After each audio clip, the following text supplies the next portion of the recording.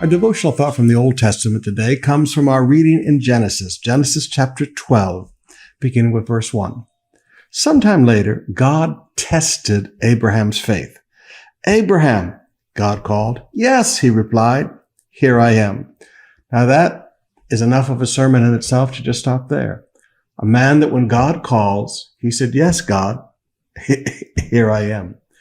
But this is a story of how God tested a man's faith.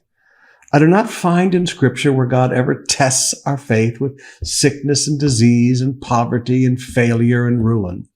But I do find that God tests our faith with an act of obedience regarding something that is very precious to us. Now look at verse 2.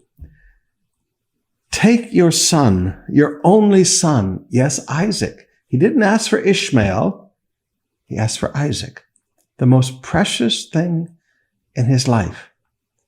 He said, "Whom you love so much, and go to the land of Moriah. Go and sacrifice him as a burnt offering on one of the mountains where I will show you." So he said, "I want you to give the most precious thing in your life to me. I'm not asking for Ishmael. I'm asking for Isaac." There are times that God asks us for the most precious things in our lives. And he asks us to do something with the most precious thing in our life. And there's a few things I want you to see here. First of all, I want you to see that the test of faith is not something that happens, boom, and then it's over. It takes a season of time to get over.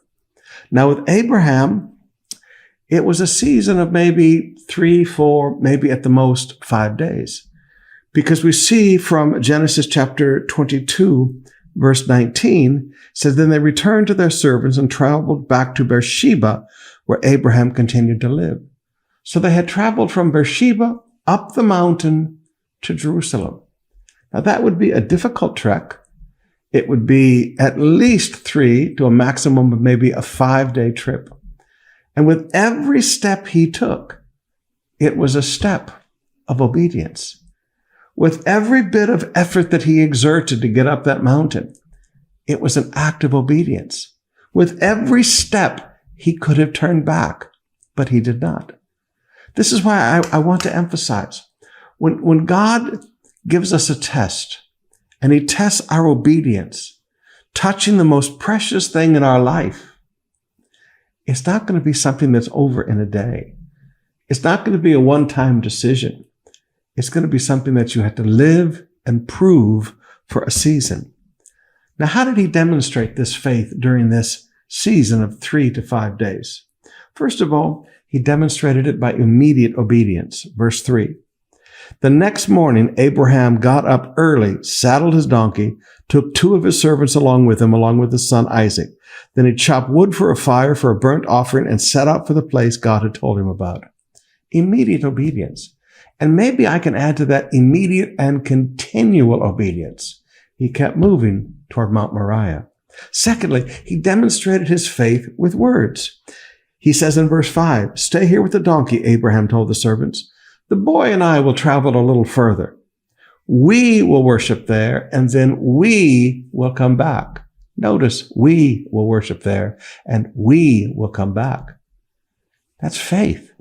Because God told him that his descendants would be recognized through Isaac, that Isaac would be the child of promise, that Isaac would be the one that all the promises flowed to. So whatever God was going to do, he knew that Isaac was coming back with him. So he spoke words of faith. And in addition to that, he confessed his faith. Verse 8, "God will provide a sheep for the burnt offering, my son," Abraham answered, and they both walked on together.